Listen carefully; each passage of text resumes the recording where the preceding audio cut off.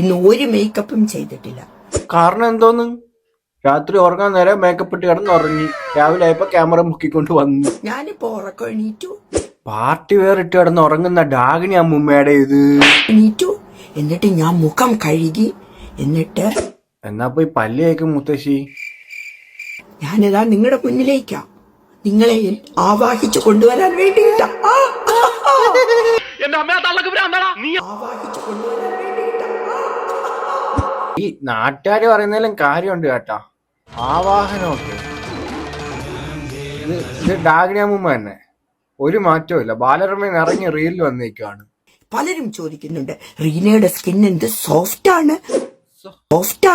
Soft ആ മോന്തായിൽ വെച്ച് കത്തി ഉരച്ചു കഴിഞ്ഞാലേ കത്തിയുടെ മുറിച്ചു. ആ സോഫ്റ്റ് സ്കിന്നിന്റെ രഹസ്യം പപ്പടം നനച്ചിട്ട് മുഖത്തൊട്ടിക്കണം. അപ്പൊ ഇങ്ങനെ ഇരിക്കും. രഹസ്യം എന്താണെന്ന് പലരും ചോദിച്ചിട്ടുണ്ട്. ഇത് അമലയോടല്ലേ ചോദിച്ചേ?